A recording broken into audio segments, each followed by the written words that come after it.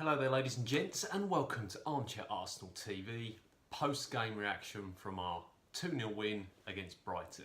I'm going to score the players 1 to 10, completely subjective, just my opinion. If you don't agree, I don't care. In goal, check, didn't do anything wrong, and he made a couple of good saves. I'd give him a solid 7 out of 10.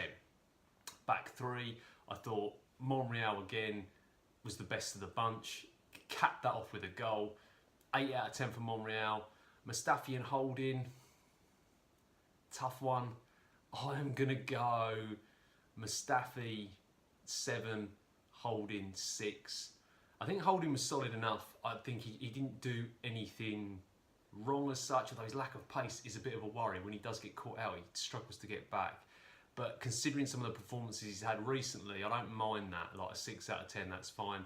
Mustafi, similar kind of thing. It wasn't perfect, but he was a lot better than his last two, so I'll give him a 7. Right wing back, we've got Bellerin. Again, for me, another 7 out of 10. Got forward well, gave away the ball a couple of times, so not spectacular, but not terrible, 7. Kolasinac, kind of similar, bit more composed going forward. Got caught out a couple of times positionally, but didn't do anything wrong, nothing spectacular. This is kind of the theme of the performance. Into the centre midfield, Ramsey.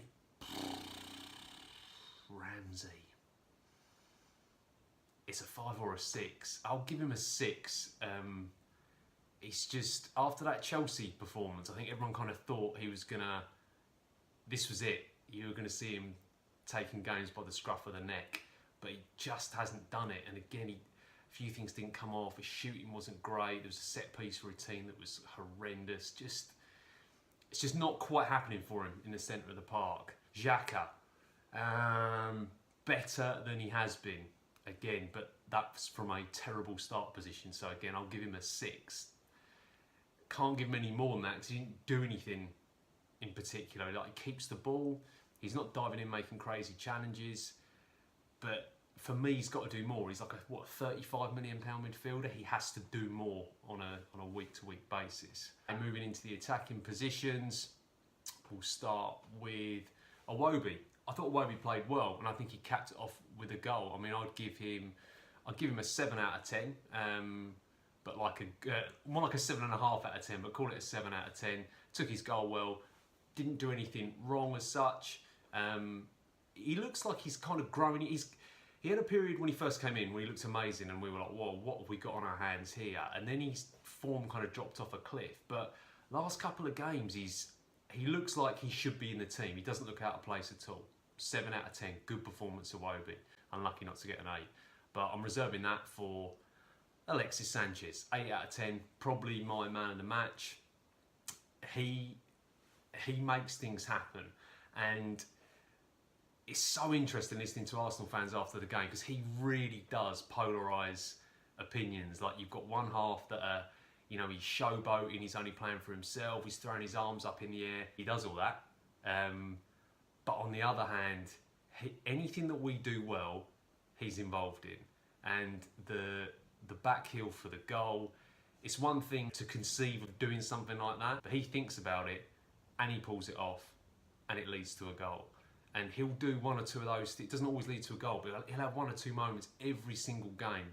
And he creates chances, he scores goals. For me, while we've got him, he plays. Simple as that. Star man, 8 out of 10. Lacazette, 6 out of 10. Oh, when he smashed the post after about 5 minutes, I was like, here we go. He looks like he's in the mood. But he just didn't. He had another chance later on in the game, kind of a bit of a weak finish. Maybe could have passed to Sanchez. His movement is good, Lacazette, but he just, one of them games today didn't quite click for him. He looked disappointed to come off, but if it's not really happening, I mean, I'd like to see him just stay on, just give him the minutes and he will get chances. Not his best game, but not terrible. 6 out of 10. Overall, a decent performance. If you think about where we were after the Liverpool game, which was kind of leading into an international break, whereas we're heading into one now, where we're at now, if someone had said to me we'd be ahead of Liverpool in the league, and I think we're level on points with Chelsea, if you'd have said we'd be here after that Liverpool performance, I would have snapped your hand off. But there's an undercurrent of we're not exactly blowing teams away. We're not playing brilliantly, but we are getting results. And I suppose that's kind of the first port of call. Start getting the results, then maybe the confidence comes, then maybe that more expansive, fluent style comes. One other thing, stadium atmosphere, flat. And I know Brighton had a part to play in that because they weren't exactly coming with a bunch of attacking intentions, but it was a weird one. Like, even though it was 2-0, it felt comfortable. And I know Brighton had chances, but it just felt very subdued, like the atmosphere, the pace of the game. And I think that's something that in matches going forward, we might need to put the foot on the gas and go through the gears. And when we're 2-0 up at home against a team that we should beat, and that's no disrespect to Brighton whatsoever, I want to see us push on and get 3 and 4 and 5. I want to see us just smash teams to bits. You build that platform with a 2-0 lead, now just fucking go on and smash teams. And it won't always happen, but I want to see that intensity. If you want to rest players, cool, get them off, get Walker on, get Giroud on, get players who've got a point to prove and let them go for it hammer and tong. That's what fans want to see. And it works both ways. Fans have got to encourage the players, but players have got to show something for the team. That might be something we need going forward. International break coming up, so we've got a bit of a gap now. I might do a commentary for the England game, but then I might not because it'll probably be terrible. Take it easy, stay tuned for more Arsenal updates in the very near future. Bye-bye.